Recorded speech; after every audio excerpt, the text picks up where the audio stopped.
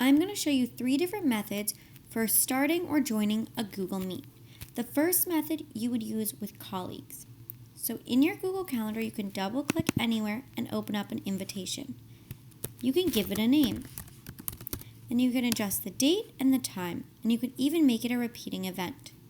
Most importantly, under Add Conferencing, add Hangouts Meet. This URL can be shared, and anyone with the link will be able to be added to your Google Meet. If they're not in your organization, you'll have to click Accept when they join. You can add in a description and attachments, which will be accessible within the meeting for all of your participants. You can also invite guests. When you invite your guests to your Google Meet, they will also get a calendar invitation. So I'll click Save and Send. This will show up on my calendar, and it will also show up on the invitee's calendar. To join the meeting, simply click on the invite and click Join Hangouts Meet. If you are using an app, you could just type in that code and it would work just as well. The only reason I would not suggest using this for students is because you could get into this meeting at any time, even if your students are not, even if you're not in the meeting with them. So they would have access to this meeting unsupervised without you. So that's why I would not recommend it for you to use with students. There's 2 other methods that I'm going to show you that I would recommend using with students. The second method I'm going to show you is directly through Google Classroom. So if you open your Google Classroom and you click on the cogwheel in the upper right in Settings and scroll down, you'll notice the new Meet integration. You can turn that on and then click Save. You'll notice in your Google Classroom there is a Meet link.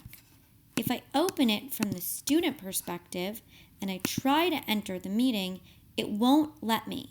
Because in my district, students are not allowed to initiate meetings.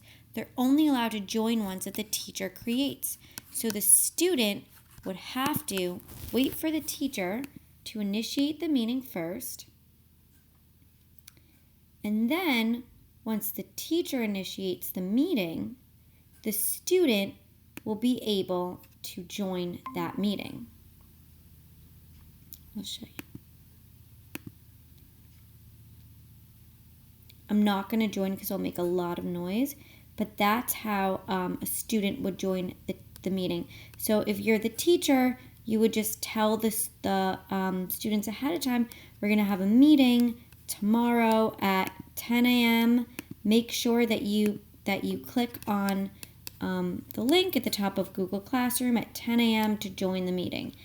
And that's how your students would join you, by clicking on the Meet. So I would make sure that I would get into that meeting about 5 minutes before them, just to make sure that you're in there before they are. The third method that I'm going to show you is pretty similar, and it is definitely usable by students as well, and it's by going to meet.google.com, and you'll notice that students will only be allowed to join meetings that the teacher creates, and they won't be able to create their own. A teacher can join or start a meeting. If you remember the link I showed you in the calendar invitation, that would leave an open window for students to get in unattended. By doing a nicknamed meeting, students will not be able to get into it unless you're there already. So if you click join or start a meeting, and your nickname could be the same thing every time, it could be my last name. If the student tries to join my meeting, they won't be able to because it says you're not allowed to start a meeting. But if the teacher does it first, and then the student does it second, it will allow the student to get in. And again, I'm not going to join them because you'll hear a lot of background noise, but the student would be able to join the meeting that the teacher starts.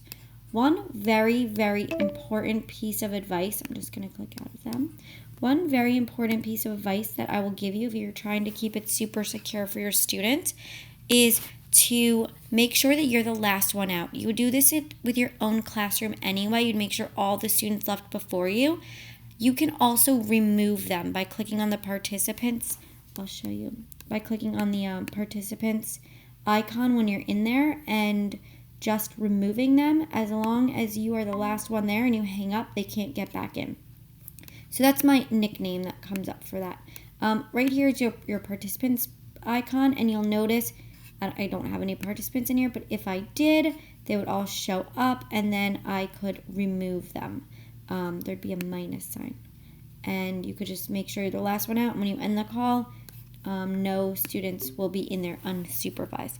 So those are 3 different methods for starting or joining a Google Classroom. And again, I would not suggest using the calendar method with students because it leaves an open window for them to get it unsupervised. But the Google Classroom method and the meet.google.com method work perfectly well.